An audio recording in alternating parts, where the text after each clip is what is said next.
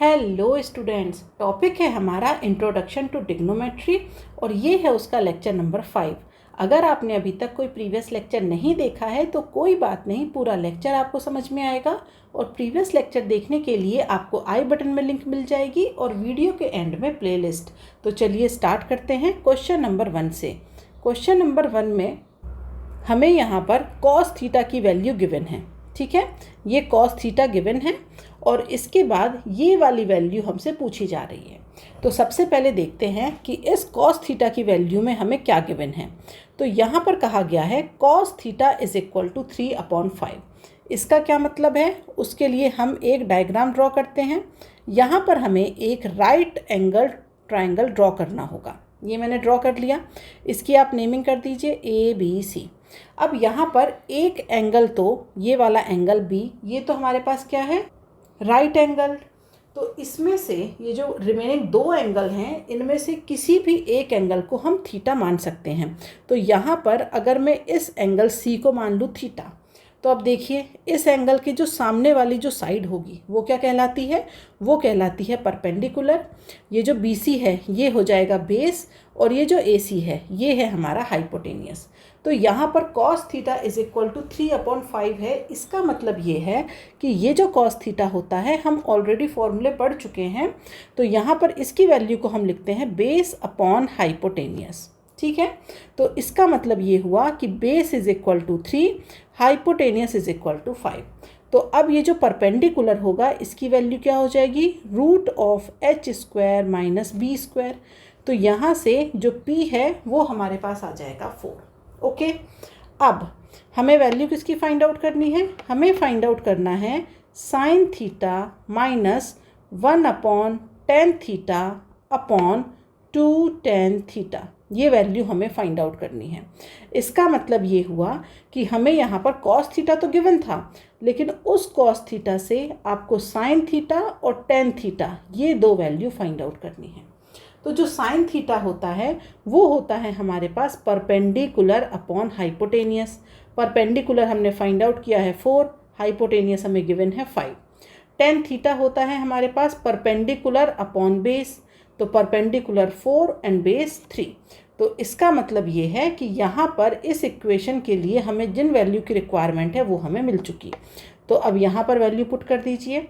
Sine theta इसकी value put करेंगे तो ये हो जाएगा हमारे पास 4/5 माइनस 1/tan थीटा है। तो इसका मतलब वैल्यू क्या हो जाएगी, वैल्यू को आपको रिवर्स करना पड़ेगा। तो पहले मैं लिख देती हूँ 1 और ये हो जाएगा 4/3। ठीक है, अपॉन में क्या आ जाएगा 2tan थीटा, दैट मीन्स 2 × 4/3। ठीक है, अब इसे हम लिख सकते हैं 4/5 माइनस 3/4। ठीक है, और यहाँ से अपॉन में आ जाएगा हमारे पास 8/3। अब हम क्या करेंगे, अब हम लेंगे इसका LCM। तो यहाँ पर आप इसे आगे लिख सकते हैं, यहाँ LCM ले लीजिए। तो ये हमारे पास आ जाएगा LCM 20, ये हो जाएगा 16 - 15/8/3।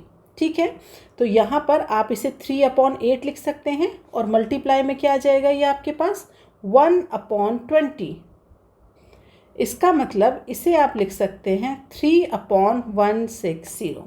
तो यहाँ पर क्वेश्चन में हमें कॉस थीटा की वैल्यू गिवन थी, ये हमें गिवन थी और ये वाली टर्म हमसे पूछी जा रही थी। तो हमने क्या किया, हमने यहाँ पर कॉस थीटा की हेल्प से साइन थीटा और टेन थीटा की वैल्यू फाइंड आउट की। फिर जो ये इक्वेशन थी हमारे पास उसमें पुट की और हमें हमारा आंसर मिल गया। तो ये हमारा आंसर है। ओके, अब हम आ जाते हैं क्वेश्चन नंबर 2 पर। क्वेश्चन नंबर 2 में यहाँ पर हमें गिवन है साइन थीटा। अब यहाँ आपसे वैल्यू पूछी जा रही है sec theta plus tan theta की in terms of A and B। तो देखिए यहाँ पर जब हमें साइन थीटा गिवन है तो इसका मतलब ये हुआ कि यहाँ पर हमें क्या गिवन है, यहाँ हमें गिवन है परपेंडिकुलर अपॉन हाइपोटेनियस। तो परपेंडिकुलर और हाइपोटेनियस हमें मिल गए। हमें क्या फाइंड आउट करना पड़ेगा, बेस। तो बेस हमारे पास क्या हो जाएगा, बेस हो जाएगा √h² - p²। दैट मीन्स ये जो बेस है ये हो जाएगा √b² - a²। अब हम आ जाते हैं जो वैल्यू हमें फाइंड आउट करनी है उसकी। तो हमें फाइंड आउट करना है sec theta plus tan theta. यहीं पर वैल्यू पुट कर देती हूँ मैं डायरेक्ट। तो अगर हम सेक की बात करें तो सेक हमारे पास क्या होता है, सेक थीटा 1/cosec थीटा। तो आप इसे ऐसे याद रख सकते हैं, या तो आप सेक थीटा का फॉर्मूला याद रखिए, अदरवाइज आप हमेशा सेक थीटा को याद रखा करिए 1/cos थीटा के टर्म्स में। तो कॉस थीटा हमारे पास क्या होता है, ये होता है हमारे पास बेस अपॉन हाइपोटेनियस। तो यहाँ पर जो सेक थीटा है वो हो जाएगा हाइपोटेनियस अपॉन बेस। ठीक है, तो यहाँ पर आप लिख सकते हैं hypotenuse upon base plus tan theta क्या होता है, परपेंडिकुलर अपॉन बेस। तो इसका मतलब 1/बेस, ये तो बाहर निकल गया। अब क्या बचा, हाइपोटेनियस प्लस परपेंडिकुलर। तो यहाँ से आप लिख सकते हैं 1/√b² माइनस a², और अंदर क्या बचेगा, हाइपोटेनियस। कितना है हाइपोटेनियस, b, और p कितना है आपके पास, p है a। ओके, अब अगर आप इसे और ज़्यादा सॉल्व करना चाहें तो आप इसे लिख सकते हैं यहाँ पर, मतलब यहाँ तक आंसर हो गया है, बट फिर भी अगर आप और ज़्यादा सॉल्व करना चाहें तो आप यहाँ पर लिख सकते हैं, ये जो b प्लस a है, इस b प्लस a को मैं लिख सकती हूँ √b प्लस a, और इसका कर दीजिए स्क्वायर। तो ये वापस हमारे पास b प्लस a ही चला जाएगा। अब यहाँ जाइए, इस रूट के अंदर हम लिख सकते हैं इसे b minus a and b plus a। ठीक है, अब यहाँ पर √b plus a into √b plus a upon में क्या आ जाएगा, √b माइनस a और √b प्लस a। तो यहाँ से ये जो b प्लस a हैं ये दोनों हो गए हमारे पास कैंसिल। तो यहाँ से आप लिख सकते हैं √b plus a upon b minus a। यहाँ पर हमें वैल्यू फाइंड आउट करनी थी sec theta plus tan theta की in terms of a and b, और वो वैल्यू हमने फाइंड आउट कर दी। तो यहाँ पर आप क्या करेंगे, साइन थीटा की हेल्प से हमने क्या किया, फाइंड आउट किया sec theta plus tan theta. इनकी वैल्यू फाइंड आउट करके फिर इक्वेशन में पुट करिए, या फिर यहाँ पर जैसे मैंने डायरेक्ट किया है ना, कि इसकी वैल्यू को मैंने क्या लिख दिया, हाइपोटेनियस अपॉन बेस प्लस आपके पास परपेंडिकुलर अपॉन बेस, इस तरीके से भी लिख सकते हैं। ओके, अब हम आ जाते हैं क्वेश्चन नंबर 3 पर। यहाँ पर वैल्यू गिवन है टेन थीटा की। तो ये गिवन है tan theta is equal to 20/21। That means हमें गिवन है परपेंडिकुलर अपॉन बेस। तो हाइपोटेनियस क्या हो जाएगा, तो h इज इक्वल टू हो जाएगा √p² प्लस b²। तो यहाँ से आप लिख सकते हैं √400 प्लस 441। तो ये हो जाएगा आपके पास hypotenuse is equal to √841, that means 29। तो हाइपोटेनियस की वैल्यू आ गई। अब जो वैल्यू हमें फाइंड आउट करनी है उसमें पुट कर देते हैं। तो 1 minus sine theta plus cos theta upon 1 plus sine theta plus cos theta. Side में अलग से फाइंड आउट करना चाहते हैं तो पहले से फाइंड आउट कर लीजिए साइन और कॉस को, फिर यहाँ पुट कर देना। तो अगर हम बात करें साइन थीटा की, तो ये क्या होता है, परपेंडिकुलर अपॉन हाइपोटेनियस। परपेंडिकुलर क्या है 20, हाइपोटेनियस 29। फिर बात करते हैं कॉस थीटा की, ये होता है हमारे पास बेस b अपॉन हाइपोटेनियस। तो बेस कितना है हमारे पास 21 और हाइपोटेनियस है 29। तो अब यहाँ पर ला करके वैल्यू को पुट कर दीजिए। तो ये हो जाएगा हमारे पास यहाँ पर 1 minus sine theta 20/29 plus 21/29 upon में 1 प्लस 20/29 प्लस 21/29। अब ये जो 29 है इसे क्या करेंगे, हम एलसीएम में ले लेंगे। तो ये हो जाएगा हमारे पास 29 minus 20 plus 21 upon 29 plus 20 plus 21। ठीक है, तो यहाँ से अब इन टर्म्स को ऐड और सब्ट्रैक्ट करना है। तो ये हो जाएगा हमारे पास 30/70। ठीक है, तो आप इसे लिख सकते हैं 3/7। अब देखिए क्वेश्चन में हमें क्या प्रूफ करना था, हमें प्रूफ करना था कि ये वैल्यू किसके इक्वल है 3/7। तो वही यहाँ पर आ गया। तो अब आप लिख सकते हैं यहाँ पर LHS is equal to RHS। ठीक है, तो left hand side right hand side के इक्वल है। अब हम आते हैं नेक्स्ट क्वेश्चन पे। यहाँ पर हमें cos A गिवन है और ये वाली वैल्यू हमसे पूछी गई है, तो चलिए फाइंड आउट करते हैं। तो यहाँ पर हमें गिवन है cos A is equal to √3/2 और उसके बाद हमसे ये वाली जो वैल्यू है वो हमसे पूछी गई है। ओके, तो सबसे पहले अगर हम cos A को देखें तो cos A हमारे पास क्या हो जाएगा, ये हो जाएगा बेस अपॉन हाइपोटेनियस। इसका मतलब बेस और हाइपोटेनियस तो हमें मिल गए, हमें क्या चाहिए, परपेंडिकुलर। तो परपेंडिकुलर P क्या होता है, √h² - b²। अब √h², तो h हमारे पास कितना है, h है हमारे पास 2, दैट मीन्स 2 का स्क्वायर, एंड b², तो b² क्या हो जाएगा, √3 का स्क्वायर, दैट मीन्स 3। तो यहाँ से जो परपेंडिकुलर है हमारे पास वो कितना हो जाएगा, 1। तो अब यहाँ पर हम वैल्यू फाइंड आउट कर लेंगे। तो जो tan A है वो कितना होता है, perpendicular upon base, that means 1/√3। फिर आपको क्या फाइंड आउट करना है, sin A। sin A कितना होता है, ये होता है हमारे पास परपेंडिकुलर अपॉन h, हाइपोटेनियस। तो परपेंडिकुलर है 1 और हाइपोटेनियस है 2। cos A ये तो हमें गिवन है यहाँ पर, ये जो इक्वेशन में हमसे पूछा है। तो चलिए अब इक्वेशन लिख लेते हैं जिसकी वैल्यू फाइंड आउट करनी है। ये है हमारे पास 1/tan A plus sin A upon 1 + cos A, ये इक्वेशन है। तो इसमें देखिए 1/tan A that means 1/1/√3 plus sin A कितना है, 1/2, और ये हो जाएगा 1 + cos A कितना गिवन है, √3/2, तो √3/2। और सॉल्व कर लेते हैं इसे। तो यहाँ से ये तो हो जाएगा √3/1 प्लस ये हो जाएगा हमारे पास 1/2 इनटू में, यहाँ पर हो जाएगा 1/, ये 2 ले लिया एलसीएम, तो ये 2 + √3। ठीक है, तो यहाँ पर ये वाला जो 2 है इससे ये 2 कैंसिल हो जाएगा। तो आप इसे आगे लिख सकते हैं √3 प्लस उसके बाद यहाँ पर आएगा 1/2 + √3। इसे और आगे सॉल्व करने के लिए हम क्या करेंगे, ये जो 2 + √3 है ना, इसका साइन बदल के ऊपर नीचे मल्टीप्लाई कर देते हैं। मतलब इसमें मैं 2 - √3/2 - √3 इससे मल्टीप्लाई कर सकती हूँ। इन्हें आगे सॉल्व करने के लिए ये जो रूट फंसते हैं जहाँ पर, उन्हें आगे सॉल्व करने के लिए इस तरीके से किया जाता है।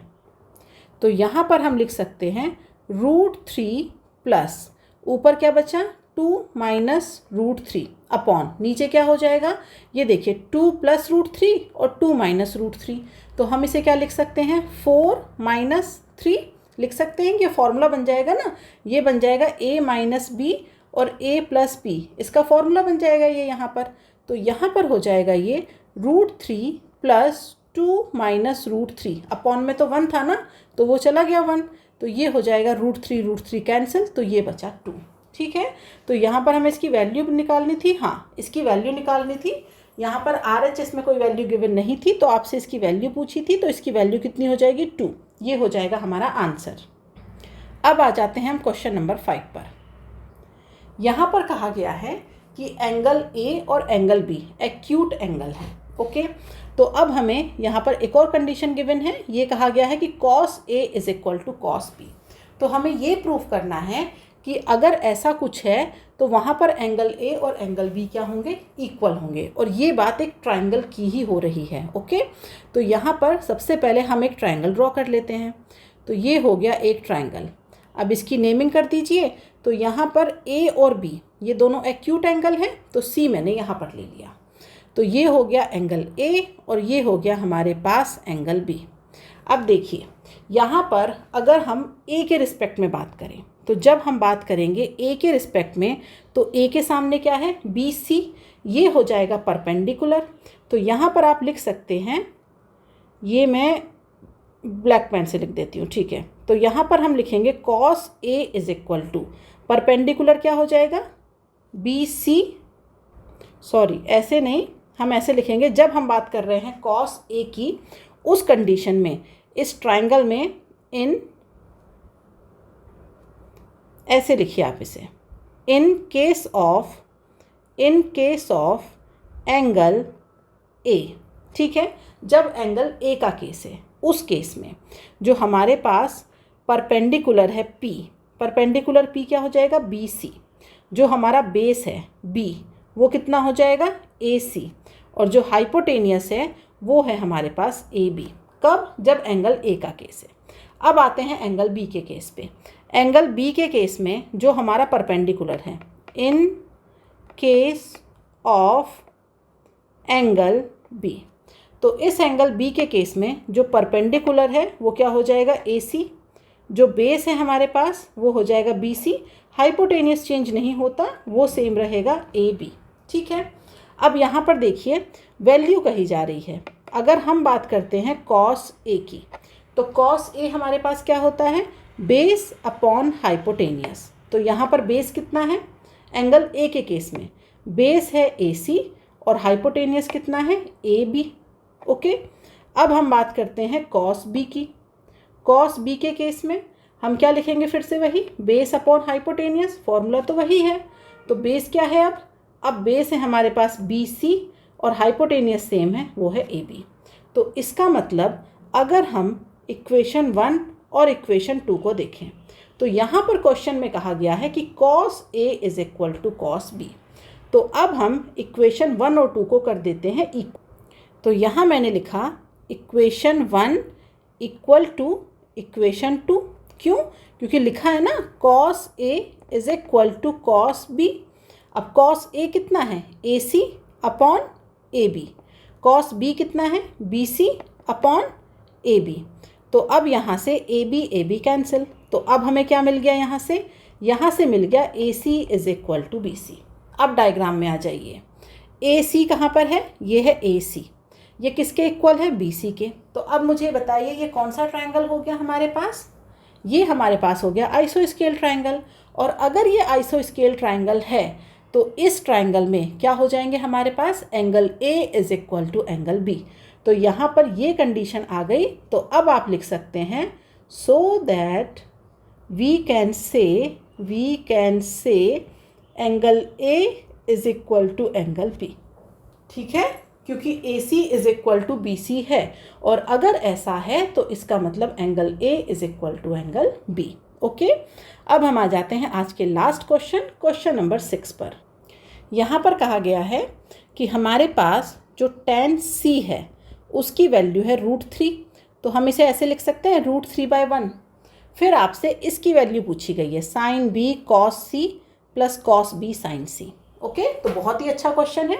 कैसे करेंगे हम इसे, अगर हम tan c की बात करें तो जो tan होता है हमारा वो क्या होता है परपेंडिकुलर अपॉन बेस। अब यहाँ पर tan c तो ठीक है, tan c से आप क्या करेंगे cos c और ये sin c ये तो निकाल देंगे, लेकिन हमें sin b और cos b भी चाहिए। तो उसके लिए हमें क्या करना पड़ेगा, कैलकुलेशन करनी पड़ेगी फिर। ठीक है, एंगल बी के रिस्पेक्ट में, अभी तो एंगल सी दिया है तो एंगल सी के रिस्पेक्ट में cos c sin c आ जाएगी, पर हमें दूसरी कैलकुलेशन एंगल बी के रिस्पेक्ट में भी करनी पड़ेगी। इसीलिए मैंने कहा बहुत ही अच्छा क्वेश्चन है। ओके, तो अब यहाँ पर हम क्या करने वाले हैं, tan c होता है परपेंडिकुलर अपॉन बेस। तो अब यहाँ पर डायग्राम ड्रॉ करेंगे। तो ये जो डायग्राम है हमारा ये इस तरीके से ड्रॉ होगा। और अब यहाँ पर दो जो एक्यूट एंगल है उसमें से किसी को भी आप क्या करिए, मान लीजिए C। ये राइट एंगल किस पर है, A पर, तो पहले तो A यहाँ लिख दीजिए। तो ये ले लिया मैंने B और ये हो गया C। अब C के रिस्पेक्ट में देखिए, अगर C ये है तो परपेंडिकुलर क्या हो गया ये। ओके, तो जो परपेंडिकुलर है उसकी वैल्यू कितनी है √3, और जो बेस है हमारे पास वो कितना हो जाएगा, बेस हो जाएगा 1। तो ये वैल्यू √3 और ये वैल्यू 1। अब हम हाइपोटेनियस फाइंड आउट कर लेंगे। अगर हम C के रिस्पेक्ट में बात कर रहे हैं तो जो हमारा हाइपोटेनियस होगा इस केस में, हाइपोटेनियस तो खैर दोनों केस में सेम ही होता है, एंगल B हो या एंगल C हो उससे फ़र्क नहीं पड़ता। तो हाइपोटेनियस कितना हो जाएगा, ये हो जाएगा √p² प्लस b²।